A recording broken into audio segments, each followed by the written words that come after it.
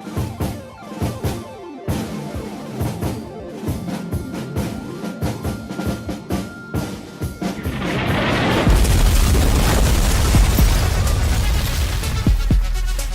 to Politics Done Right. I am your host, Egberto Willies. This is the progressive program that will take the mystery out of politics. This is the program that will encourage you to make sure government becomes we the people. Whether you are liberal, conservative, or otherwise, you get to air your point of view. Remember, you can also send me a tweet to EGBERTOWILLIES, that is, at Egberto Willies. Let us engage. It is politics done right. 1, 2, 3, 4. Well, folks, welcome to one more edition of Politics Done Right. I'm Egberto Willies, your host. Thank you so kindly for spending this time with us. We're going to have a great show today. You know what we're going to talk about? Tax cuts. But guess what? Hi, Liz McConnell. Hi, Tom Haynes. How you guys doing today? The blog of the week for the show today is going to be interesting because on the show that I did at KPFT, I had a woman who said she was in her car and apparently she was irate that we decided to cover the topics that we decided to cover with respect to the Trump tax cut fraud. And notice what I said, the Trump tax cut fraud, because that is what it is, a fraud on the American people once again. So we're gonna read that particular. I'm going to read that what she said, and also what my response was to her. And I think you're gonna kind of like that once we can get all this stuff put together. Now, I want to let you guys know that we have that tax cut bill is a new fight. I don't know if you saw the blog I did based on Robert Reich's word as far as the tax cut being a Trojan horse. But if you haven't, please go to egbertowillies.com and see that. Before I get started as well, please remember to share these videos. Very important that we get our narrative out. We know the right has the perfect way of getting their narrative out. We are the only ones who can do that. So unless we are the ones doing that, it won't occur. So again, please make sure to share these not only the blog posts that we write, but also please go ahead and share these videos. It is very important. What are we going to discuss today? Let me get to the blog that starts the show. I'm running a little bit behind today. Did a 21-mile ride early this morning, and now that I'm all refreshed and ready to go, I want to go ahead and talk about this. Anyhow, anyone who thinks the tax cut that we're talking about, anyone who thinks that these tax cuts are somehow beneficial, I think they need to go ahead and try their hands at a basic course in economics. A basic course in economics. Nothing difficult, nothing super technical or anything like that. Because what these people are about to do to our system, what these people are about to do to our economy is to shot it up. And what happens when that occurs is, you know who pays? We pay. It happened after Reagan gave away all that money. It is happening again if we allow it to happen. So we simply cannot allow that to happen one more time again. Let me get this video shared one more time to one of our pages, and I will be on with the show. And I want to ask you guys to share as well. It is important that we bring the crowds in. Let's see, on Blog Talk Radio we're doing fine. We want to bring more crowds in on Facebook Live as well. So let's see, I got that shared. We're in business. Anyhow, anyone who thinks a tax cut is needed needs an economic class. If they believe the manner in which the distribution of the tax cut is likely to be dispersed then they do not understand a simple economic concept, which is, and for any one of you that are economy majors now, you know that concept that's called the marginal propensity to consume. In other words, if I have $1,000 to give away, if I give $1,000 to a millionaire, that $1,000 means absolutely nothing to him. So he just throws that into his checking account, or he puts the check on his desk and whatever, and it does absolutely nothing within the economy. However, if I give that $1,000 to somebody who is struggling, somebody who has problems paying some bills or whatever, you give them that $1,000, somebody who hasn't gone out to dinner for a while, somebody who hasn't bought their kid a bike, all these types of things. They take that $1,000 and they immediately spend it. When they buy that bike, when they buy that dinner, they've juiced the economy. They've employed a waiter.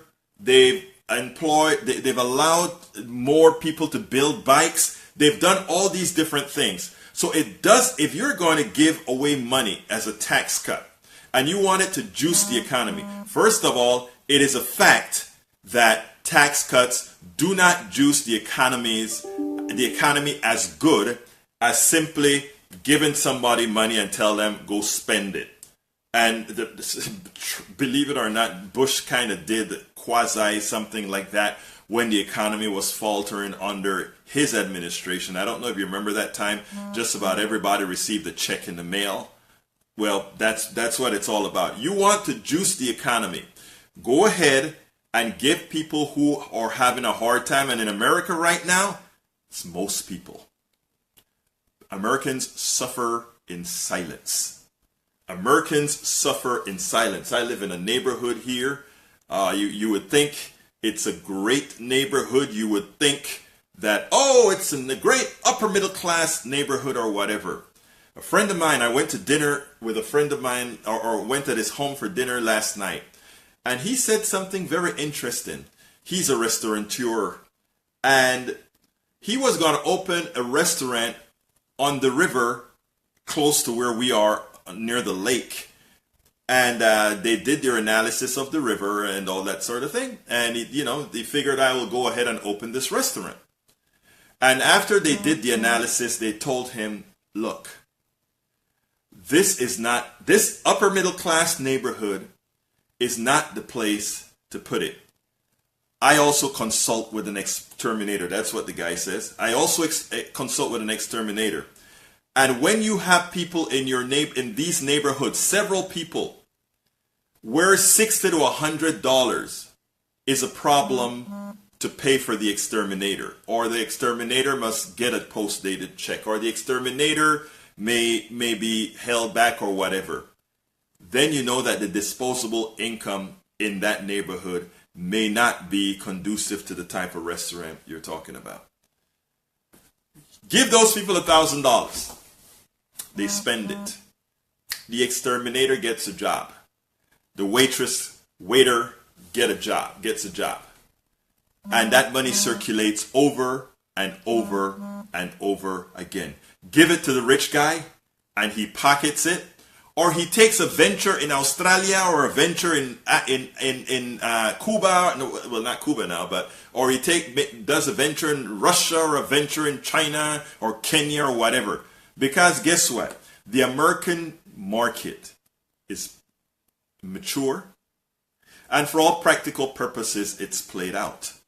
They've reduced the people's wages. They've made this a society where people just don't have a whole lot left over. Anyhow, so they don't understand the marginal propensity to consume. So what are your thoughts? I want to know what your thoughts are.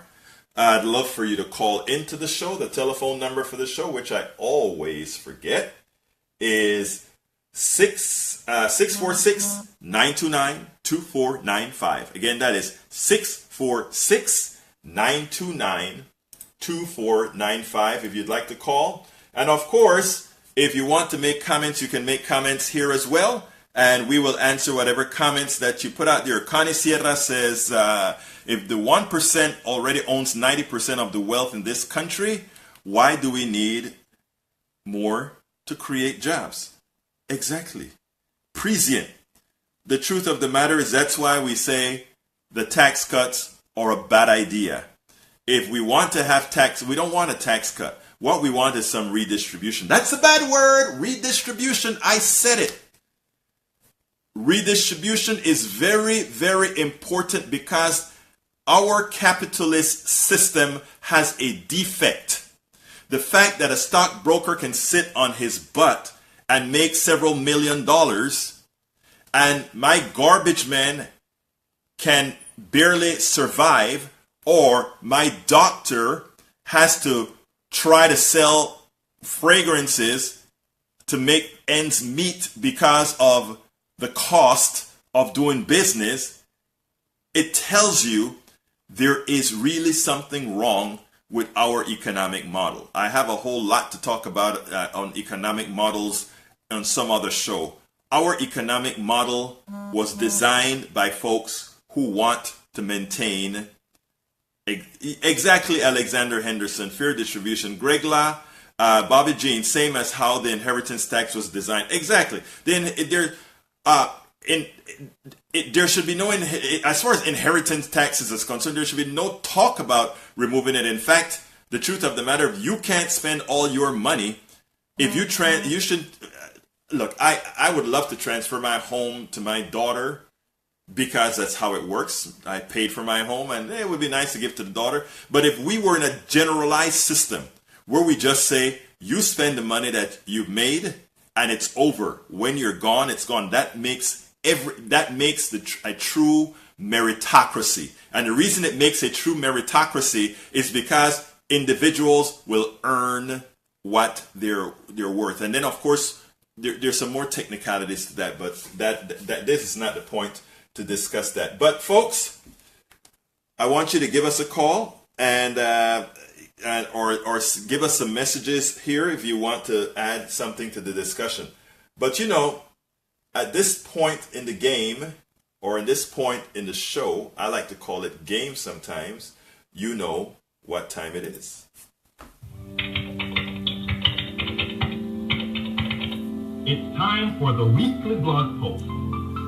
Okay, this blog post got a hell of a lot of response when I posted it on Coffee Party and some other places. The title is My Response to a Listener Email Irate with My Take on Trump's Tax Cut Pilfer. And here it goes. A listener to my Politics Done Right show on Thursday was so irate that she fired off an email to me to complain. I happened to hear the end of your show today on my way home from work, she said, and would love to have called in to counter every one of your callers. She thinks we are wrong about Trump's tax cut fraud. Unfortunately, she did not call in because I would have loved to engage her. It is clear that she believes the master takers myth, who are the makers, who are the takers, etc. Worse, she thinks that those who are making the most unequivocally deserve it. I love when people like Linda, the name of the person, I won't use her last name, I wouldn't want to embarrass her, make contact. We can only make a change if we go beyond the feel-goodness of being validated by our choir. So I love speaking to folks who want to hear the liberal and progressive message. But I also want this liberal and progressive message to be heard by those who think they're not liberal or progressive. My contention is the vast majority of America, they're liberal, they're progressive, but they're confused because of what externalities are out there to make them believe that somehow we are in the weeds. But anyhow, here's what Linda said. She wrote as follows.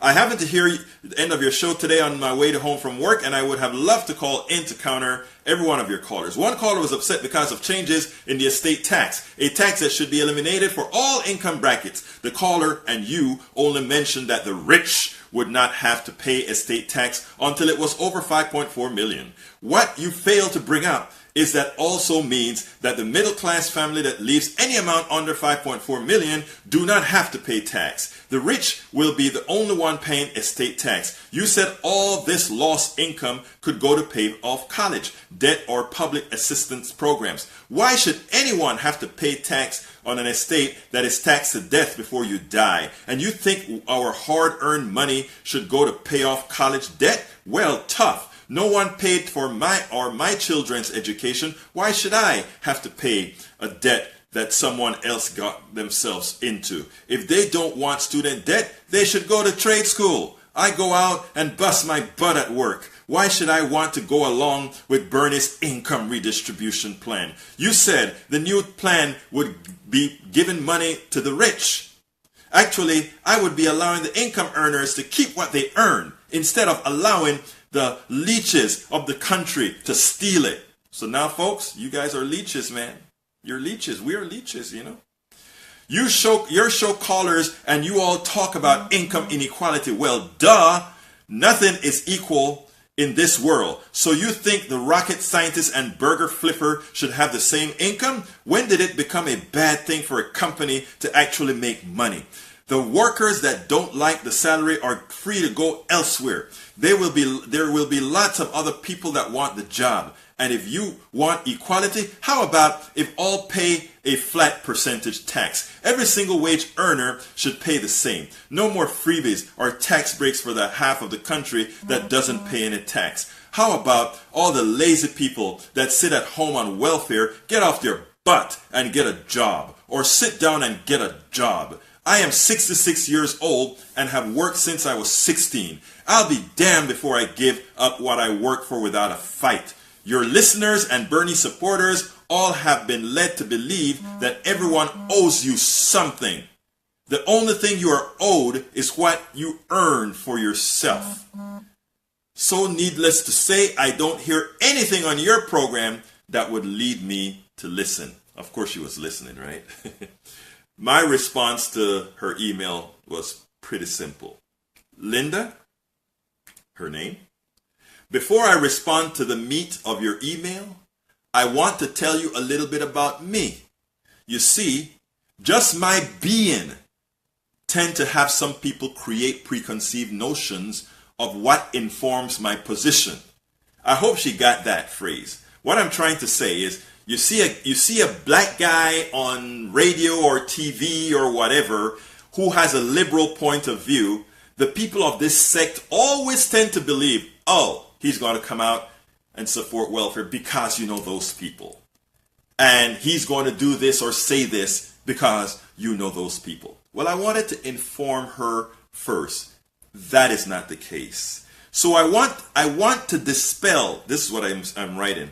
I want to dispel that up front.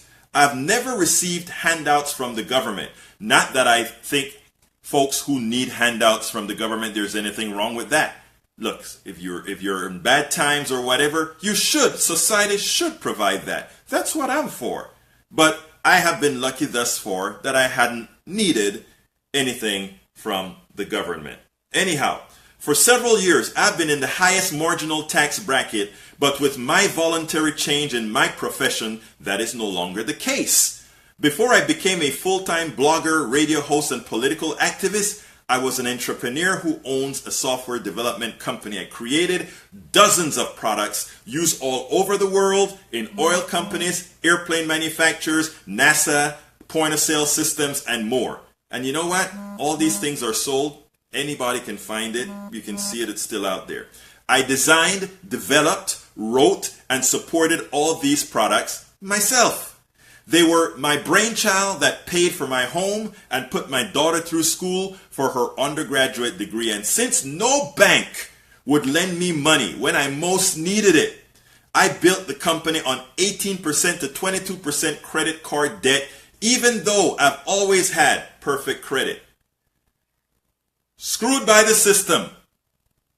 Here is a subset of, well, I was kind of upset when I wrote after she got the email because, you know, I could see the makers, takers direction of her email. So I even sent her a picture of many products, the several products that Willie's Computer Software Company made.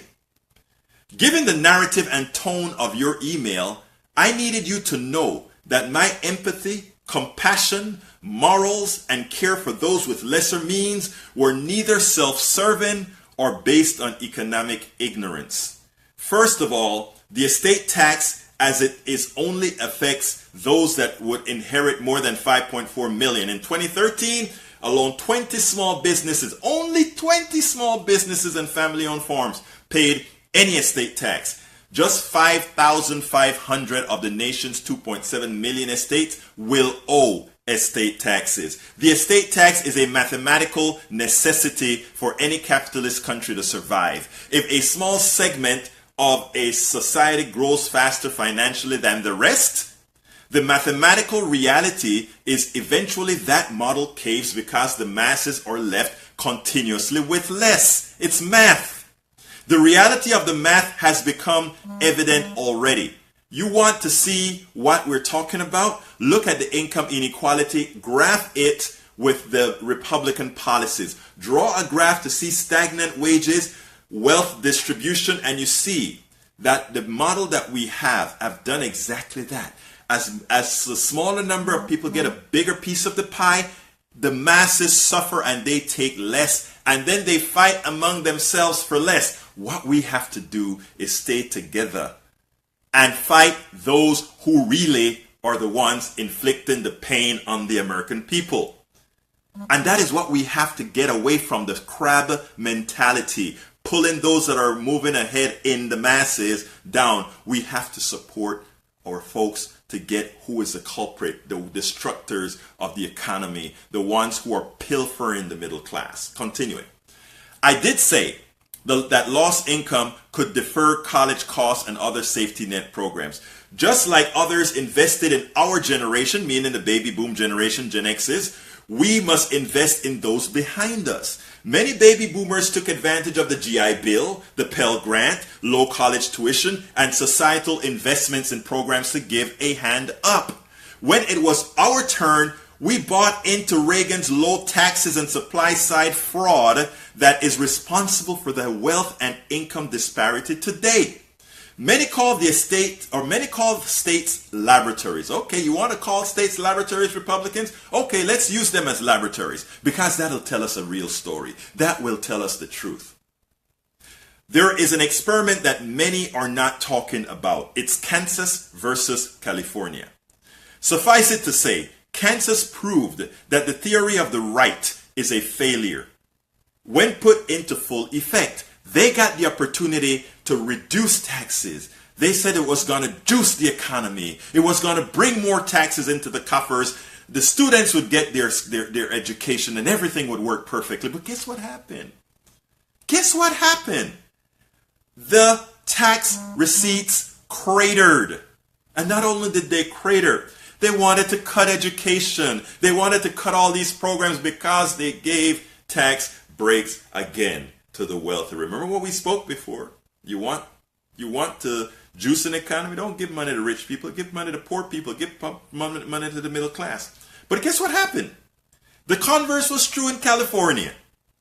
Progressive policies are proven and work as they depend on math and science and not on corroborated jive. It was funny because California raised taxes, and when California raises taxes, guess what's happened? They were able to pay their bills. They were able to give the social programs that they wanted to give. And they ended up with a budget deficit. So whatever happened with, oh my God, you increase taxes and something bad happens. Guess what else happened? If you remember back in the Clinton days when not one Republican voted for the Clinton tax increase. And that I wrote about this whole issue in my book, As I See It, Class Warfare, the Only Resort to Right-Wing Doom. Check it out if you can. That book is still valid today as it was a few years ago. When he did that, he had the biggest economic boom, bar none. Reagan, nobody. Even Reagan with his reverse supply side economics, which was nothing but reverse Keynesian economics, even that didn't give the juice that occurred under the Clinton administration. Anyhow, we have asked subsequent generations to pay more for everything so we could get lower taxes. That's not fair. We then ask why many cannot get up and launch themselves. Well, you know why kids are coming home to live again? They can't afford to be out there. Real estate prices and all of these things are going through the roof. There are no controls. It's capitalist system gone awry. You have kids now that are paying $3,000 for a 2-bedroom apartment in town. I mean, these things are crazy. These costs are going up not because of supply and demand, but because of power, because of political power. Supply and demand? No. Political power.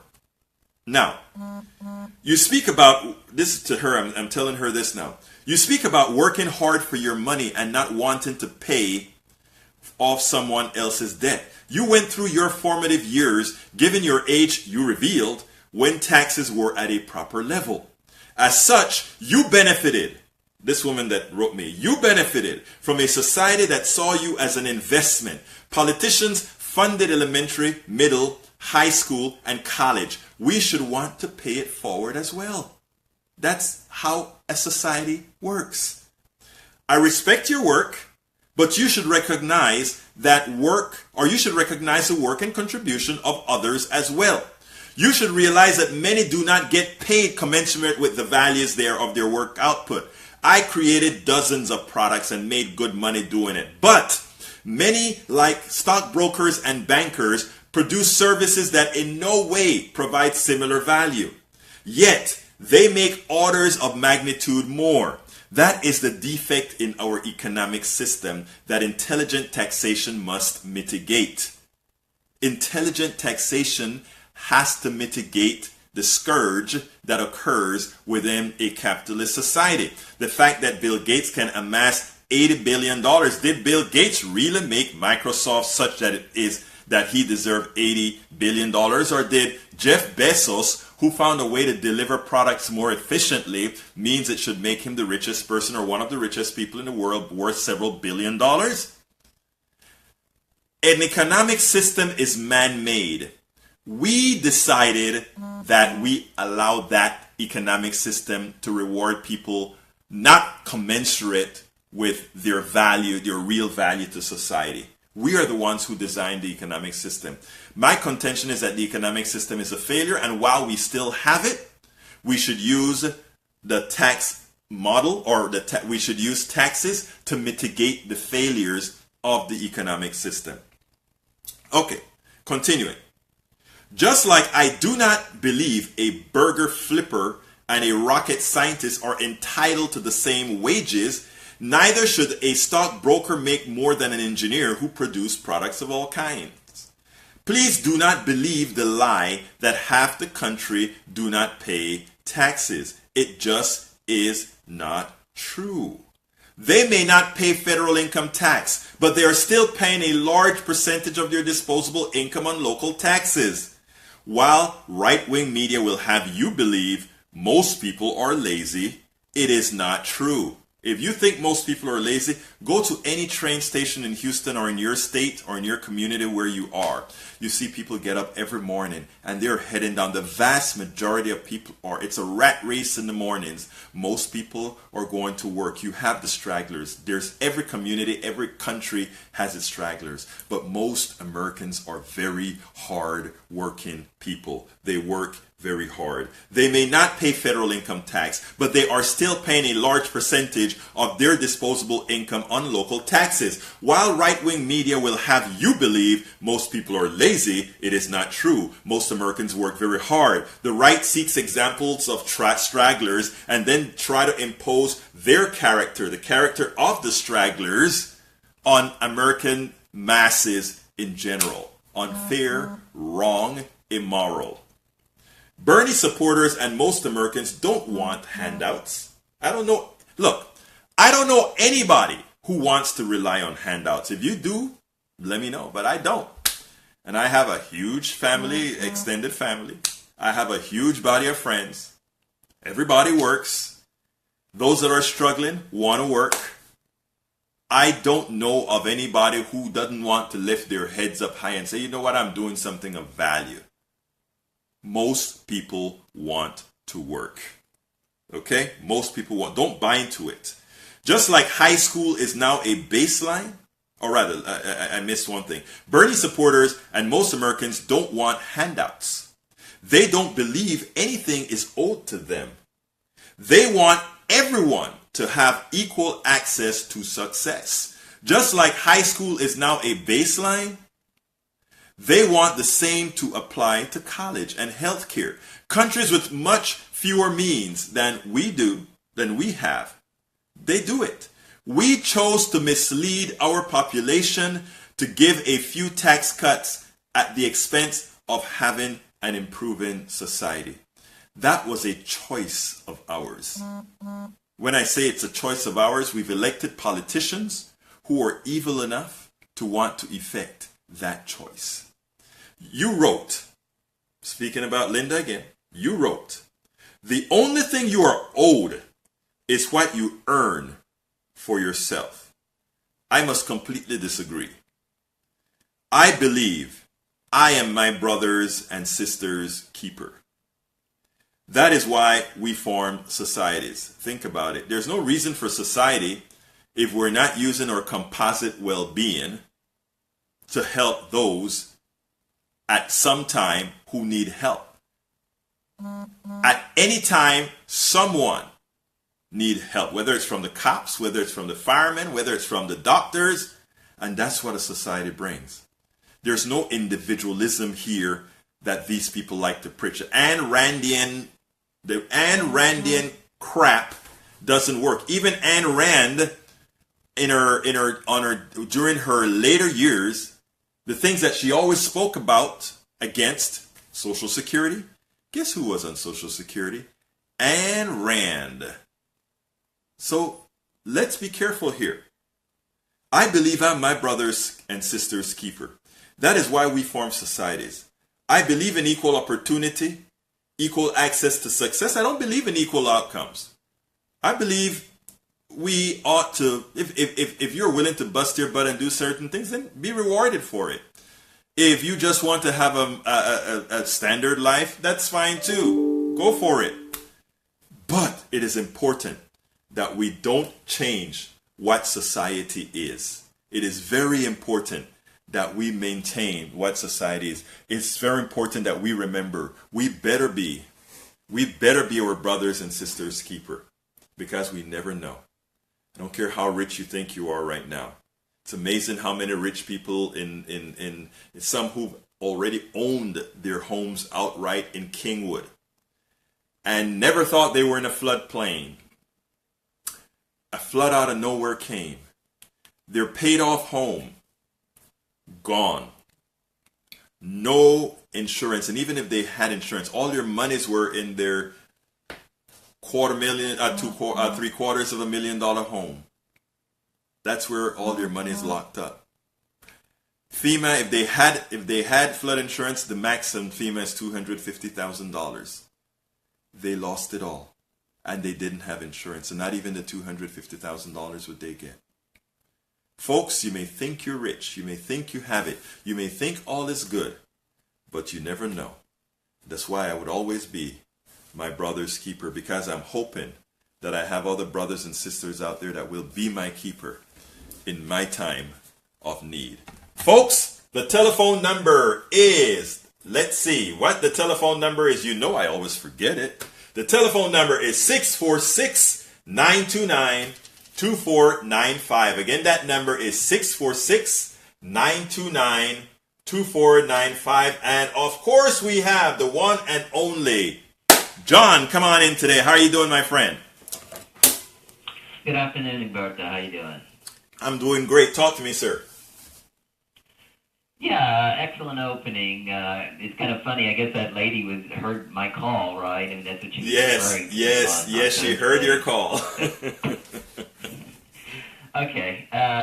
So, yeah, I mean, I agree with what you're saying, and it's very simple to want to, it's very simple. Do you want a society that benefits all people, or do you want a society where selfishness rules? I mean, that's what she's talking about. Everything is just self, right. self.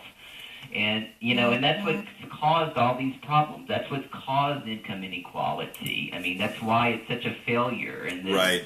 From the Reagan era on, it's been a failure. I want to talk about a few things in these deplorable, Bush tax cuts for the rich. Yes, sir. That haven't been talked about enough, I think. A lot of journalists, especially on cable news, keep talking about how that they want to double the tax credit from $6,000 to $12,000. Right. What they're not saying is that they're eliminating the personal exemption, Exactly. which is $4,000. So they're acting like, oh, everybody, this is going to benefit from it. But I mean, they're also eliminating the personal exemption. So if you don't have kids, you're kind of getting screwed by this. Exactly. And it's also just being not portrayed properly. Another thing about this, the tax credits before they were $1,000, or I mean right now as it stands, and what this awful Trump tax bill wants to have it at $1,600. But what they're not saying that you have to right now you have to earn $3,000 at least to get this tax credit. Right. Okay.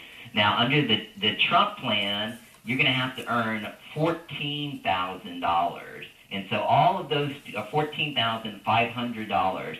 So all those people who are really, really struggling, just having a hard time. A lot of them are eligible for the Medicaid expansion. Those are the numbers. They're going to lose their tax credit because of that. And also for rich people right now, the exemption, if you have one child, it stops at $110,000. If you earn $110,000, that stops. If you have two kids, if you earn over $150,000, it stops.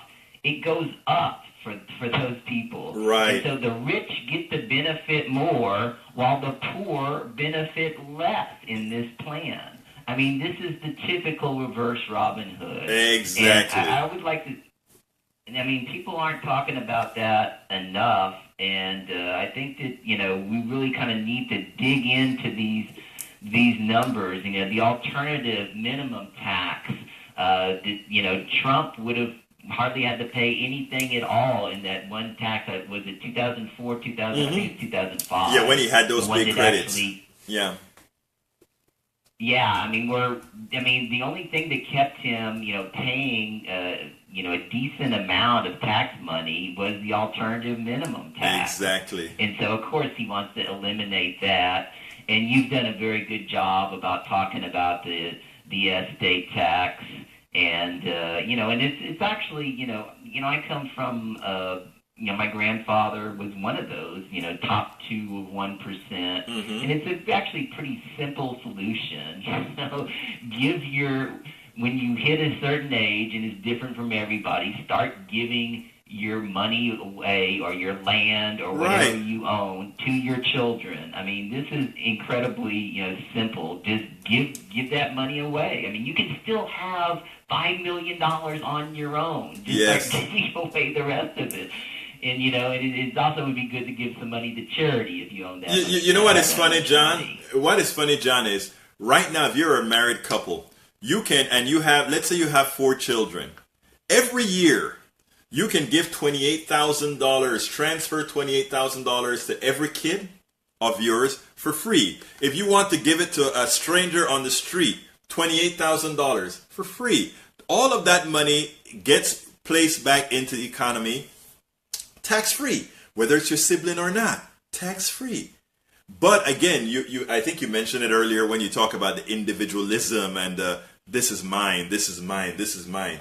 So, I mean, human beings are not naturally that way. That is really taught. If you go to certain societies, yes, we always have hierarchical societies and that sort of thing. But you go to societies that haven't been infected by our sort of greed. They work communally. Look at how the natives were here in the United States. Yeah, they fought their wars and all that kind of stuff, but it was communal. It is a natural state of being, don't you think? Oh, absolutely, absolutely. It really almost has to be that way. I mean, think how difficult it would be to somebody to live in the woods, right, and have a decent lifestyle. I know some people can do it, if you're like into trapping and all that stuff. But that's a pretty difficult lifestyle. And also, people are conditioned to do that. That's why people start, people who are in prison who start put in solitary confinement, they start losing their mind. Right, Because exactly. they don't have anybody to interact with. I mean, John. even the guards, and people, I'm sure people are have a lot of fear when they're in prison, but at Right. least there's some communication when they're eating, meals or whatever. It's just, I don't quite understand it when she talks about, how she's paying for her kids' education. She may be doing that, if they don't go to a state school. Mm-hmm. But I mean, if they go to a state school, I mean, the other people's taxes are going towards that. That is what They did. That is what I alluded to with her. I wanted her to understand that she may think that, but the reality is she didn't do any of that alone. But John, I don't want to cut you off, but I want to get to some messages here on the thing here. First, let me get to Patricia De Galani. The rich keeps getting richer and screw everyone else. That has been the Republican mantra. You're so right about that, Patricia. Let's see. We have Alexander Henderson says, same people that believe in the prosperity gospel, if you're rich, it proves that you deserve to be. Likewise, if you're poor, that's your choice, or it proves you don't deserve any wealth. I really want to expand on what Alexander Henderson said, because I was at a friend's home last night. Very good family, and they're doing very well business-wise and otherwise. And they also went ahead and took the Dave Ramsey. You ever heard of Dave Ramsey? They took the Dave Ramsey program, which is about becoming debt-free and also trying to do everything in cash, and the only thing you should owe is on your mortgage, etc., etc. I don't follow the Dave Ramsey protocol, of course. My home is paid off, but I mean, I think debt is debt, whether the debt is for your home or the debt is for credit card. The only difference between home debt and credit card is when you have debt on your home, it is the bank. It's you who take the risk. When you have debt on credit cards, it's the bank who take the risk, right? So that model that he teaches is sort of a fraud in the first. Anyway, but forget about that. There are people who believe in the Dave Ramsey model, which has some merit to it. But he believes as well, because I did a blog post about Dave Ramsey that says that it's not blasphemy. I forgot the word, heresy. He went on TV and he actually wrote a book that says it is heresy for the government to take the taxes from the wealthy to make society a better place. He said it was heresy. And I was trying to explain that to my friend last night, but he hadn't known about those particular issues with him. We have to get away from the prosperity gospel kind of a thing, because just like we can indoctrinate folks on right-wing values, we can indoctrinate them on this prosperity gospel type of thing that really have people believe in it. It demeans people, because a teacher, I love teachers. I love teachers almost more than anything else, because I think they're the ones that move knowledge forward. And I think they're poorly paid. I think they should be some of the highest paid people on the planet. They are the ones who ensure that society moves forward, because they teach and they make sure our knowledge base moves forward. But it so happened they don't get paid a lot. Under the Dave Ramsey model, these people would believe that, well, teachers are not all that worthy. They have financial problems because they chose a profession that doesn't pay that well. Well, I'm sorry. They chose a profession that is much more honorable than a stockbroker, a real estate broker, or anyone. And not to knock these guys, but I'm sorry. A teacher is worth a lot more to me than my stockbroker, when I had one, is meant to me. Anyhow, let me continue with some of what other people have said. It's like let's see, Patricia also says, bear with me one second. How do I get through to my Republican friends that this plan is just so very wrong for all but the big corporations and the wealthy? That's a very good question, Patricia, and let me tell you what I think has to be done. You have to find where that tax bill is going to cost them more. Because that's one thing with Republicans. They love things until they can see that it's going to make their pocketbook lighter. So you don't want to go on You don't want to have an ideological discussion about being Republican or liberal, Patricia. What you want to do is you want to find out, do your research.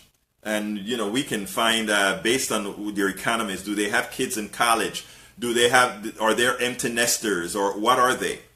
And find specifically, because as John would explain to you, most middle class folks will do worse. Yes, they may look at their marginal tax rate and say it's better. They may see that they get $450 back. What they won't see is the extra cost they would have incurred to get that $450 back. So make it an economic argument. That's all they understand. You get to the heart later on. I sit down at Starbucks and try to get to their hearts when I have an hour or two to give. When I'm trying to just get them to listen, I say, hey, do you realize that the Trump budget is going to cost you this amount here?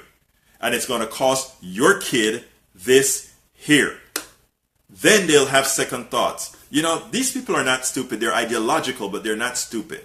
They're ideological, and some of them will... People say, oh, people vote against your ideological or against their self-interest. Yeah, they do that a lot of time because somebody else convinced them that voting against your self-interest today is not against your self-interest tomorrow. But if they thought it's against your self-interest permanently, they won't do it. Watch how Republicans sell things. Oh, we sacrifice. We sacrifice for a better day. So if you're sacrificing for a better day, it's really not voting against your self-interest if you think later on it's going to be okay. And what you have to prove as a liberal, as a progressive, as somebody trying to get to people, is that it's not only now that you're going to be affected, but it's going forward. It is going forward. It's also your children. It's your children's children. You love your kids. How can you do that to your kid? That is what they understand. You have to make it personal. Rykhoff is one of the better writers on how to. There's another one called that I always used to quote called the Political Brain. I don't remember the name of the guy either. These two guys. Drew Weston, absolutely. Thank you for that, John. He has this great book that tells you what you need to do to get to these people. Don't try to make that calculated, very technical argument. In other words, don't say because X, Y, Z is going to occur based on this and that is not ethical or whatever. No. It's going to cost you this, and this is how it affects you. Period. That's what they understand. Okay, let me continue with our folks here. My friends have no children, left at home, no medical problems. Oh, you know what? There are still ways to get to them because their medical cost will increase if they're over 50 years old. That's why people are taking seriously Bernie's Medicare for all, not necessarily for the whole country, but bringing it down to 55 years old because 55-year-olds vote, and they know that absent Obamacare, 55-year-olds get screwed. So, believe it or not, some people, including Republicans, may actually be considering Medicare for all, just breaking it at 55 years old. Think about that. What do you think about that, John? Yeah, I hope. Obviously, I want the big plan, Bernie's big plan, right? Medicare for all to happen. But realistically, you have to elect a lot of progressives, and hopefully, Bernie's doing great still, up by 15 points in the latest poll released on Tuesday, PPP poll. Right. And right now there were 5 Democrats. Had double digits leads. Biden up by 18, Bernie up by 15, and Elizabeth Warren, Cory Booker, and Kristen Gillibrand all up by 10. Oh, wow. Trump is really bringing this country down, and people are recognizing that he's less popular than ever. And I want the country to do well, but I also want them to wake up that they're being conned. Trump talks about jobs, on the campaign trail, and the Republicans, they keep talking about jobs. Well, when Obama was president, the unemployment rate was under 5%. Right. And so, I'm not saying, that people, Bernie addressed this, people in a lot of rural states that are doing poorly and they need jobs, and I agree with that. But, the biggest economic issue is income inequality. Right. And one of the things, when you're talking about people, you mentioned Kansas. Kansas is a great example to where you can talk to Republicans and say, Sam Brownback wanted to put this plan out and, take away this pass-through. This pass-through is essentially, if you're a business owner, and you're really wealthy, you're doing really well. Right. You pay the top rate once it gets over, I think, 418,000. Right. I believe that's right, a year, and you pay that 39.6%. If you're a pass-through business, you would only pay 25% in this new plan, and so the massive amount of money that's going to go into these rich people's pockets, which should be helping everybody. Right. This should be helping everybody in society. The people who really need it the most, the people who need health care, the people who need, free college education, these are the people that need it the most. And there's so many ways that we can help people, and yet, they buy into this idea that, that the number one problem is jobs, when what is the unemployment rate? I think it's around 4.3 right. or something like that. No, the number one problem and it was is low before. Yeah. We want wages. We want increased wages, and even with usually they say under 5% is full employment. And what's so funny is if you're in full employment, you should have wage power. You should be able to increase wages. There's something wrong. There's no wage power. Wages are increasing at 2% a year. It makes no sense. We have a dysfunctional economy that needs a complete revamp. Go ahead, John. Well, I also, Bernie's talked about this before. In so many cities have passed, the $15 an hour. Right. It takes several years to get it, put into that point. Right. But it's really difficult for people. You were talking about the rent. It's difficult for people to afford their rent and just to make ends meet. And it doesn't have to be this way. Right. Just look to our own past history. Our middle class was very strong. It wasn't that way unfortunately, for black people and a lot of Hispanics who were discriminated against, and we have to always talk about that, because that was extremely unfair, and it continues to be unfair to this day. But, among a lot of other people, the economic values and the ideas that even common people who voted knew that people should have to pay their fair share of taxes, and it was wrong to have people make so much money, and while people the average person is just struggling, and that's why they don't believe in politicians. That's why they don't believe that the system can work for them. But, you see the ultra-rich taking advantage of that. They want to push that narrative so people don't show up at the polls. Yeah. So, I want to push they another... want to have everything to benefit them. I want to push another narrative. And this is a difficult one. Thank you for being here, Alexander. And we are going to keep this going. And remember, Alexander, to share these videos, because that's how we're going to make a difference. I want to set another narrative. Okay? Republicans and many corporate Democrats like to say, let's leave all these things to the free markets. Let's leave all these things to private corporations. And I say, I don't have a problem with that. Let's leave all these things to private corporations. But for every failure that private corporations and the private system has in making life better for Americans, then we the people will step in. Let me give examples. Rents are too high in certain locations that people want to live? Fine. Let the government then take care of building affordable housing for people that's given. Look, a home doesn't cost any more to build in downtown Houston than it costs in Kingwood, Texas, away from 30 miles away from Houston, than in Porter, Texas, or whatever. But our economic system allows one to pilfer, and they claim it's based on supply and demand. No, it's not really, because what people are doing right now is doubling up. Okay, I used to be able to have my own apartment.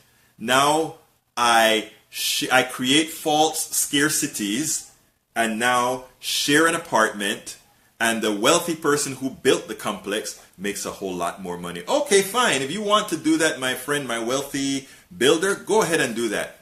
Government will build a complex right next to yours so that people can afford to live there. The same thing with food. If food gets too expensive because the private system, again, has failed, okay. While the food is too expensive, the government goes in there and take care of business. And we keep doing that. If you want to put the private system on notice, they say they are more efficient.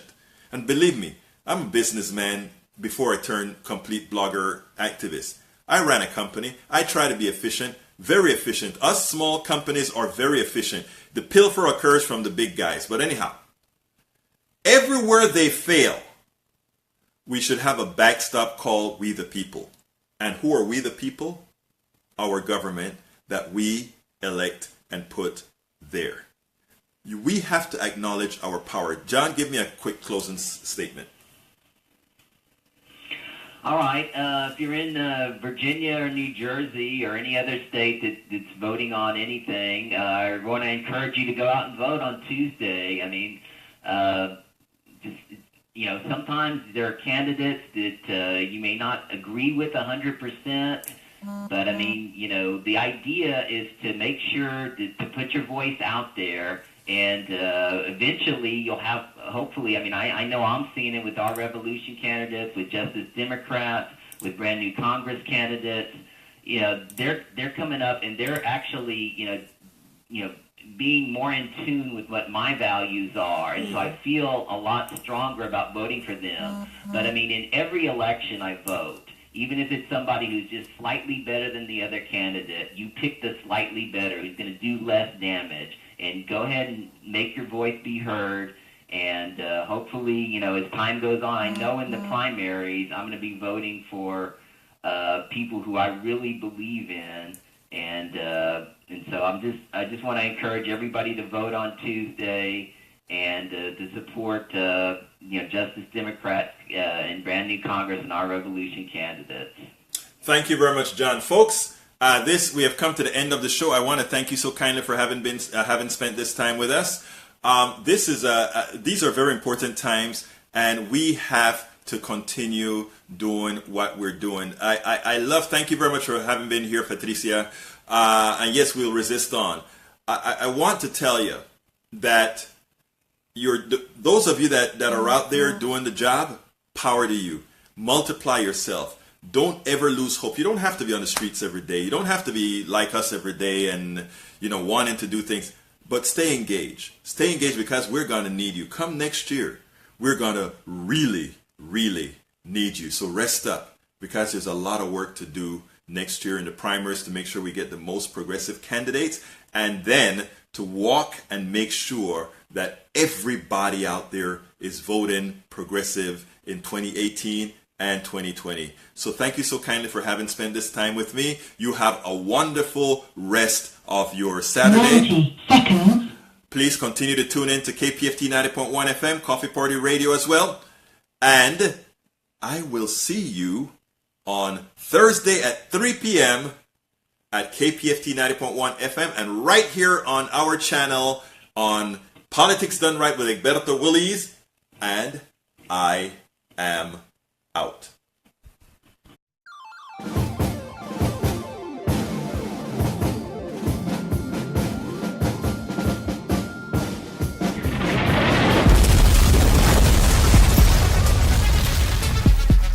Welcome to Politics Done Right. I am your host, Egberto Willies. This is the progressive program that will take the mystery out of politics. This is the program that will encourage you to make sure government becomes we the people. Whether you are liberal, conservative, or otherwise, you get to air your point of view. Remember, you can also send me a tweet to EGBERTOWILLIES. That is, at Egberto Willies. Let us engage.